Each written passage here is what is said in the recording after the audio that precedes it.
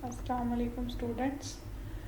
चलें जी, ये देखें आज जो हमने टॉपिक पढ़ना है, ये फ़र्स्ट आउटलाइन आई थिंक हमारी कंप्लीट हो गई थी। तो आज हम चलते हैं ये जेनेरिक प्रोसेस मॉडल्स की तरफ, और ये है हमारा सेकंड चैप्टर। इसके अंदर हमने ये 2 टॉपिक करने हैं, फ्रेमवर्क, एक्टिविटी, टास्क सेट और CMM। 3 टॉपिक हैं, ठीक है। ये आउटलाइन थी आप लोगों की।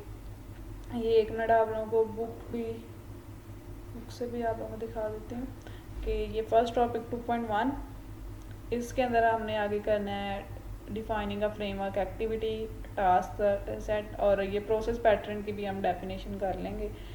और ये हो गया।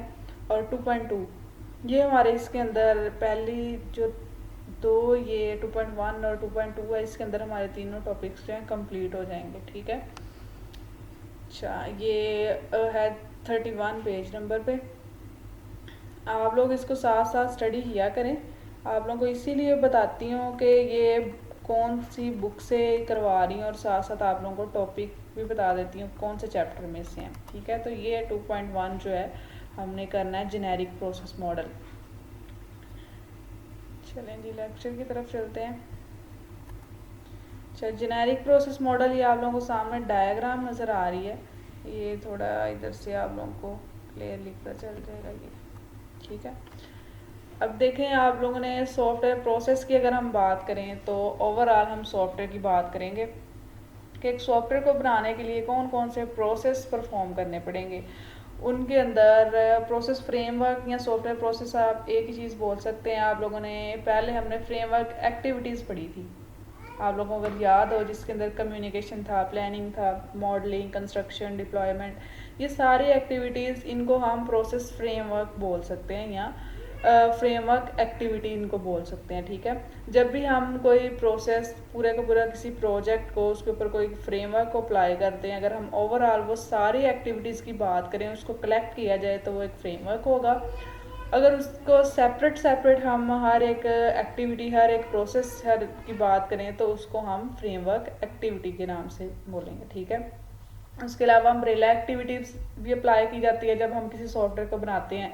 अम्ब्रेला एक्टिविटीज़ आप लोगों ने पहले स्टडी की होगी कि फॉर एग्जांपल रिस्क मैनेजमेंट है, सॉफ्टवेयर क्वालिटी इंश्योरेंस है। तो ये क्या है, सारी अम्ब्रेला एक्टिविटीज़ है जिसकी वजह से आपके सॉफ्टवेयर में अगर कोई प्रॉब्लम्स वगैरह आकर हो सकती हैं तो उसको ओवरकम करेगा। उसके अलावा आपके सॉफ्टवेयर को मज़ीद रिलायबल करेगा, यूज़र के लिए भी और आपके लिए भी, जो डिफरेंट हमें एडिशनल फीचर्स प्रोवाइड करेंगे। अच्छा,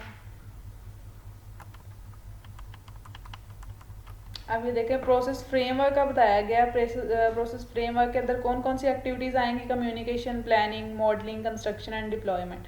ये सारी एक्टिविटीज़, इनको हम बोलेंगे फ्रेमवर्क एक्टिविटीज़, और ओवरऑल इनको कलेक्ट जब कर लिया जाएगा तो ये बन जाएगा प्रोसेस फ्रेमवर्क। अब हमने उस दिन डिस्कस किया था कि एक्शन में, टास्क सेट में और एक्टिविटी में क्या डिफरेंस है, ठीक है। तो इसको अब मैं दोबारा नहीं यहाँ पे बताऊंगी, आप लोगों को वो लेक्चर में पहले बता चुकी हूँ।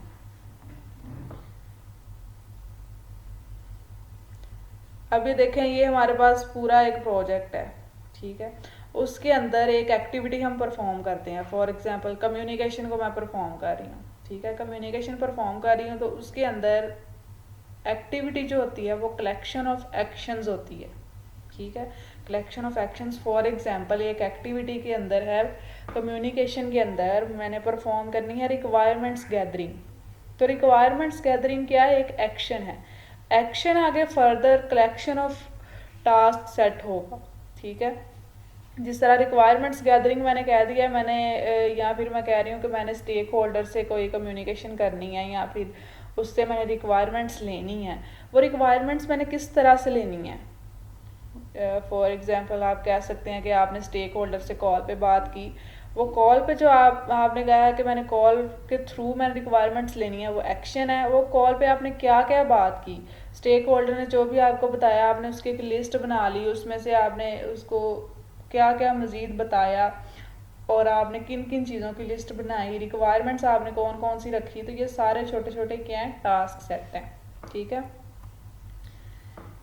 अच्छा, यहाँ पे देखें डिफरेंट प्रोसेस फ्लो दिए गए हैं।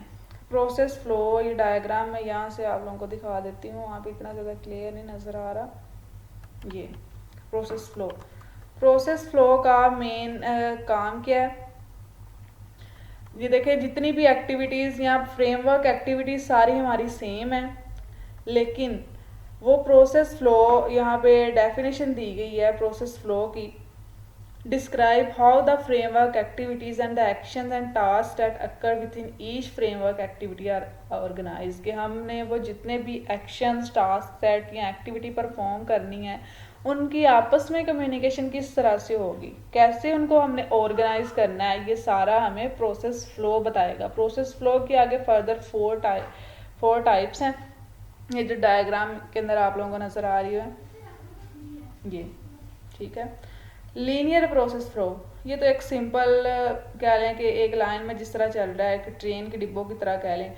कम्युनिकेशन पहले परफॉर्म होगी, देन प्लानिंग होगी, then modelling, construction and last पे डिप्लॉयमेंट। मतलब आप यहाँ से वापस इधर नहीं आ सकते, यहाँ से इधर नहीं आ सकते, आपको जो भी डिसाइड करना है आपने यहीं भी डिसाइड करना है। तो ये सारा एक प्रोजेक्ट आप इन फेजेस से होके देन कंप्लीट करेंगे।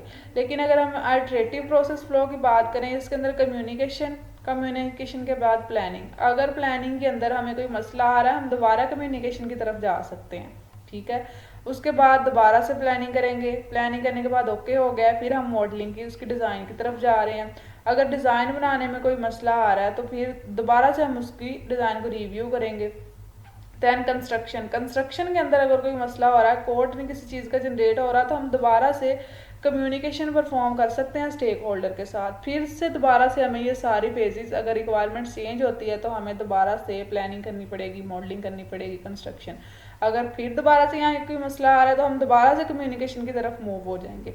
देन डिप्लॉयमेंट, और इस तरह इसमें और इसमें क्या डिफरेंस है, यहाँ पे हम प्लानिंग से वापस कम्युनिकेशन पे भी नहीं जा सकते, ठीक है। इस तरह कंस्ट्रक्शन पे मैं वापस कम्युनिकेशन पे नहीं आ सकती। तो ये इन दोनों में क्या है, चेंज है। आइटरेटिव आप एक चीज़ बार बार यहाँ पे प्रोसेस परफॉर्म कर सकते हैं, कि कहीं भी आपको कोई प्रॉब्लम अक्कर होती है तो आप वापस पिछले फेज में जा सकते हैं, ये आइटरेटिव का प्लस पॉइंट है। उसके बाद अगर हम बात करें एवोल्यूशनरी प्रोसेस फ्लो की, तो इसके अंदर सारी जो एक्टिविटीज़ हैं वो एक सर्कल की फॉर्म में दी गई है। सारा कह रहे हैं एक लीनियर की तरह ही परफॉर्म होगा, लेकिन इसमें डिफरेंस क्या है, यहाँ पे आपको नई चीज़ नज़र आएगी, इंक्रीमेंट रिलीज। यहाँ पे क्या किया जाता है, एक प्रोजेक्ट को डिफरेंट रिलीज में डिवाइड कर दिया जाता है, डिफरेंट वर्जन में डिवाइड कर दिया जाता है। कि फर्स्ट इंक्रीमेंट के अंदर, जिस तरह मैं कह रही हूँ कि अब यहाँ पे हमने एक सॉफ्टवेयर बनाया है, पावर पॉइंट की एग्जांपल ले लें, जिस तरह ये पावर पॉइंट है, तो हमने क्या किया, फर्स्ट इंक्रीमेंट के अंदर जस्ट यूज़र को होम का बटन प्रोवाइड कर दिया, उसके अंदर ये सारे फीचर्स प्रोवाइड कर दिए।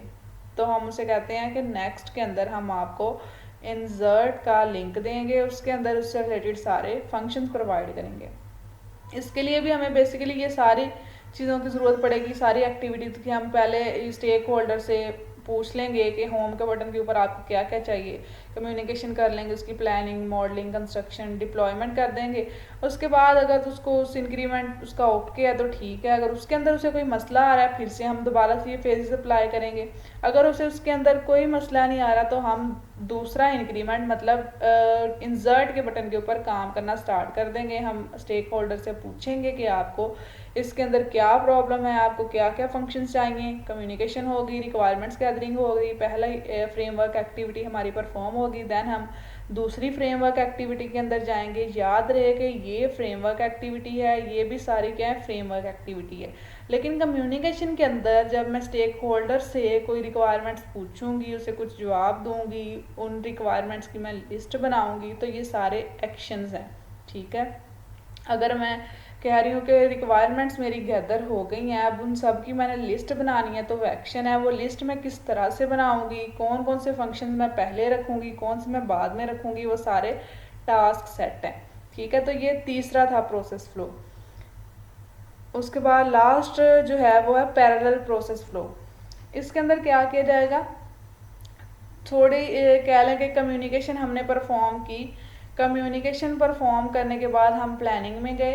प्लानिंग जिस तरह कह लें कि यूज़र ने मुझे 10 रिक्वायरमेंट्स दी थी, 10 के अंदर उसमें से 2 की हुई है प्लानिंग, 2 की प्लानिंग के बाद मैंने उसकी मॉडलिंग स्टार्ट कर दी है, ठीक है। बाकी जो 8 रहती हैं उसकी भी आहिस्ता आहिस्ता साथ साथ हम करते जाएंगे कि जितनी की प्लानिंग होगी उतनी की मॉडलिंग तो करें। इसी तरह अगर कम्युनिकेशन के अंदर मैंने कुछ रिक्वायरमेंट्स ऐसी है जिनकी प्लानिंग की ज़रूरत नहीं, डायरेक्टली मैं मॉडलिंग पे भी जा सकती हूँ। इसी तरह मॉडलिंग 3 रिक्वायरमेंट की हुई है, उसकी मैं कंस्ट्रक्शन कर दूंगी। साथ साथ यहाँ पे चौथी रिक्वायरमेंट्स की मॉडलिंग होगी है, साथ ही उसकी भी कंस्ट्रक्शन कर दी जाएगी। मतलब जितना काम हुआ है पिछली फेज में उसको साथ आगे तक लेके चलें। फिर टाइम के साथ साथ क्या होता जाएगा, उसके अंदर उन रिक्वायरमेंट्स को हम बढ़ाते जाएंगे, रिक्वायरमेंट्स की हम मॉडलिंग करते जाएंगे, कंस्ट्रक्शन करते जाएंगे, लास्ट उसको डिप्लॉय कर देंगे। ठीक है, ये तो था इसका प्रोसेस फ्लो। एक सॉफ्टवेयर को बनाने के लिए हम ये फ्रेमवर्क एक्टिविटीज़ को किस तरह से अप्लाई करते हैं, आया कि हम आइटरेटिव प्रोसेस को अप्लाई करते हैं या फिर हम पैरेलल को या लीनियर को, तो इनमें से कौन से प्रोसेस फ्लो को हम अप्लाई करेंगे जब ये फ्रेमवर्क एक्टिविटी को अप्लाई किया जाएगा। ठीक है, ये था प्रोसेस फ्लो। उसके बाद आइडेंटिफाइंग टास्क सेट, हमने बात तो यहाँ पे की। ये डायग्राम के लिए मैं बार बार इस बुक पे जा रही हूँ क्योंकि यहाँ पे थोड़ी क्लियर है, वहाँ पे इतनी ज़्यादा नज़र नहीं आ रही। ये देखें, framework activity for example planning है। प्लानिंग के अंदर एक्शन 1 क्या होगा, एक्शन 2 क्या होगा, इसी तरह एक्शन 3 क्या होगा, ये सारे हमने लिख लेने हैं इसके अंदर। और उन एक्शन के अंदर टास्क सेट क्या होंगे। प्लानिंग अगर मैं कह रही हूँ कि एक्शन 1 के अंदर मैं कह रही हूँ जो सबसे कंपल्सरी है फंक्शन, उसकी प्लानिंग की जाए। उस प्लानिंग का नेम, उस सेक्शन का नेम यहाँ पे आप कोई भी मीनिंगफुल सा रख दें। उसके बाद उस फंक्शन की प्लानिंग के लिए क्या क्या टास्क सेट आपको परफॉर्म करने पड़ेंगे वो आपने यहाँ पे लिख देने हैं। अब यहाँ पे अम्ब्रेला एक्टिविटीज़ बताई गई हैं टास्क सेट को, कि वो जितने भी टास्क सेट हो वो वर्क टास्क, मतलब आपके टास्क जो हो वो आपकी प्रोडक्ट से रिलेटेड होने चाहिए, वर्क से रिलेटेड होने चाहिए। उसके अलावा वो टास्क सेट जो है आपको क्वालिटी इंश्योरेंस प्रोवाइड करे, मतलब आपका जो सॉफ्टवेयर बने वो क्वालिटी उसकी अच्छी होनी चाहिए, प्रोजेक्ट माइलस्टोन्स को भी अप्लाई करें। ठीक है, ये आप लोगों को पता चल गया एक्टिविटी, एक्शंस और टास्क सेट में क्या डिफरेंस है।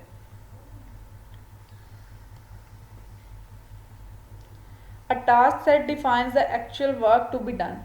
टास्क सेट क्या है कि जिसके थ्रू आप कोई एक्चुअल वर्क परफॉर्म करेंगे, किस चीज़ के लिए, किस चीज़ को कंप्लीट करने के लिए, किसी एक्शन को। अब एक एक्शन हमने बात की है, कलेक्शन ऑफ वर्क टास्क होगा। जिस तरह मैंने कहा है रिक्वायरमेंट्स गैदरिंग जो है एक एक्शन है, तो उसके अंदर क्या क्या टास्क सेट परफॉर्म करने पड़ेंगे। List of the task to be completion, list of the work products to be produce, किस किस से रिलेटेड आप टास्क सेट परफॉर्म कर सकते हैं। अच्छा, प्रोसेस पैटर्न की मैंने कहा था हम डेफिनेशन कर लेंगे।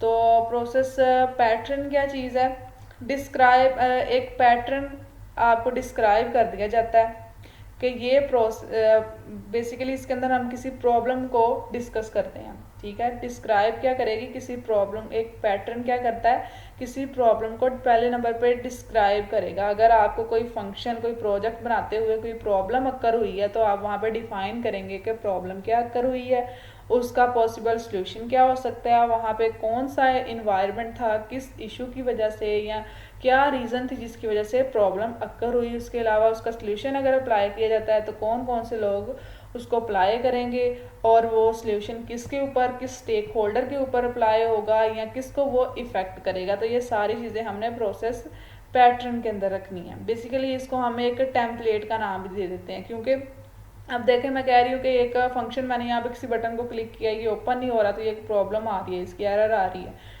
ठीक है, तो इसको मैंने डिस्क्राइब कर दिया, ये किस सॉफ्टवेयर के अंदर हुआ, कौन से फंक्शन के अंदर हुआ और किसके ऊपर ये इफेक्ट करेगा, ये सारा मैंने डिस्क्राइब कर दिया। अगर कल को दोबारा से यही प्रॉब्लम अक्कर होती है तो मेरे पास एक टेम्पलेट पड़ा होगा और मैं उसको दोबारा से स्टडी कर लूँगी। एक डॉक्यूमेंटेशन मेरे पास पड़ी हुई है कि पहले ये प्रॉब्लम अक्कर हुई थी, जब वो अक्कर हुई थी उसका सॉल्यूशन क्या था, उस सॉल्यूशन से रिजल्ट क्या निकला था, तो मेरे पास एक टेम्पलेट ऑलरेडी पड़ा होगा। आगे प्रोसेस पैटर्न की टाइप्स बताई गई हैं। स्टेज पैटर्न, स्टेज पैटर्न के अंदर हम किस प्रॉब्लम को स्टडी करेंगे, जो फ्रेमवर्क एक्टिविटी से रिलेटेड होगी, मतलब कम्युनिकेशन, प्लानिंग, ओवरऑल एक्टिविटी से रिलेटेड अगर कोई प्रॉब्लम अक्कर हो रही है तो वो हम स्टेज पैटर्न्स को के अंदर डिस्कस करेंगे, या उस टाइप को हम, उस पैटर्न को हम स्टेज पैटर्न का नेम दे सकते हैं। टास्क पैटर्न जो क्या डिफाइन करेगा, प्रॉब्लम किससे रिलेटेड डिफाइन करेगा। अगर आपको कोई, जिस तरह मैंने कहा रिक्वायरमेंट्स गैदरिंग एक एक्शन था, उसके अंदर आपने परफॉर्म किया, लिस्ट बनाई है आपने सारी रिक्वायरमेंट्स की, वो लिस्ट बनाते हुए आपको कोई प्रॉब्लम अक्कर हुई तो उसको हम कहेंगे टास्क पैटर्न। फेज पैटर्न, आपको फ्रेमवर्क एक्टिविटीज़ का सीक्वेंस देने में कोई मसला आ रहा है, वहाँ पे आपको कोई प्रॉब्लम आ रही है, आपको समझ नहीं आ रही है, आपने आइटरेटिव रखना है, लीनियर रखना है, तो उस प्रॉब्लम को हम फेज पैटर्न का नाम देंगे। ठीक है। और नेक्स्ट उसके बाद जो हमारा टॉपिक है लास्ट, CMMI, तो ये अंडर आता है टॉपिक के प्रोसेस असेसमेंट एंड इम्प्रूवमेंट के अंदर। अब प्रोसेस असेसमेंट एंड इम्प्रूवमेंट क्यों ज़रूरी है, अगर हम ये फ्रेमवर्क एक्टिविटीज़ को अप्लाई करते हैं तो हम बिल्कुल श्योर नहीं है कि हमारा जो प्रोजेक्ट बनेगा वो टाइमली बनेगा और उसकी क्वालिटी भी अच्छी होगी या नहीं। यहाँ पे चलते हैं, ये आप लोगों ने टास्क सेट खुद पढ़ना है। ये जो एक टेबल दिया गया है, पेज नंबर आप लोगों को 1 मिनट बता दूँ, ये है 34 पेज नंबर पे। ये आप लोगों ने टास्क सेट को स्टडी करना है, इस टेबल को। ठीक है।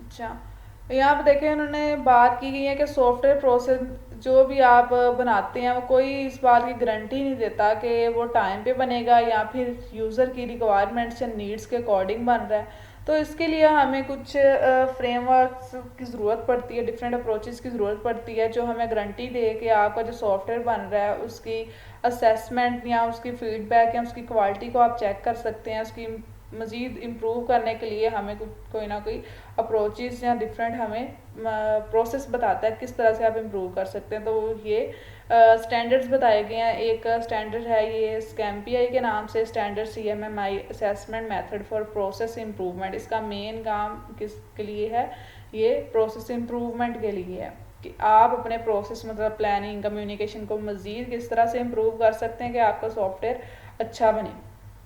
तो ये क्या प्रोवाइड करता है, 5 स्टेप प्रोवाइड करता है प्रोसेस असेसमेंट मॉडल। कौन कौन से इसके 5 स्टेप्स हैं।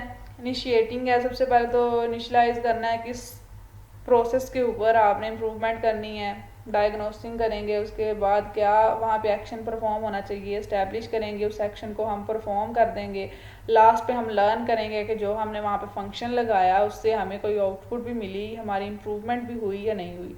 ठीक है। और ये 2 आपने कर लेने हैं, ये CMM बेस्ड और ये CMMI वाला करना है। For internal proposal improvement CBI IPI ये भी प्रोवाइड करता है आपको diagnostic technique for assessing for relative maturity of a software organisation. ये क्या प्रोवाइड करेगा, आपकी सॉफ्टवेयर ऑर्गेनाइजेशन को मैच्योरिटी प्रोवाइड करेगा कि आपने सॉफ्टवेयर को किस तरह से बनाना है। तो ये था आज का हमारा लेक्चर। अगर आप लोगों को नहीं कुछ समझ लगी तो आप लोग पूछ सकते हैं, और कमेंट्स तो आप लोग करते नहीं हैं, ना ही आप लोगों ने कभी कोई अपने टॉपिक से रिलेटेड पूछा है, तो आप लोग पूछा करें, पूछेंगे तो आप लोगों को पता चलेगा ना। और उसके अलावा अगर आप लोगों को मटेरियल की या ये स्लाइड्स वगैरह की ज़रूरत हो तो आप लोगों ने जो है जिसको ज़रूरत हो तो वो कमेंट बॉक्स में बोल सकता है। वैसे भी आप लोगों को बुक मैंने सेंड कर दी, ये तो सारे ही आप लोगों के ऑलमोस्ट टॉपिक जो हैं इस बुक में से ही हैं। साथ साथ इसीलिए आप लोगों को आउटलाइन भी दिखा देती हूँ कि आप लोगों को पता चलता जाए कि टॉपिक हम कहाँ से पढ़ रहे हैं और आउटलाइन का कौन सा टॉपिक पढ़ रहे हैं। ठीक है। ओके जी, क्लास, अल्लाह हाफिज़, ख्याल रखिएगा अपना और दुआओं में याद रखिएगा।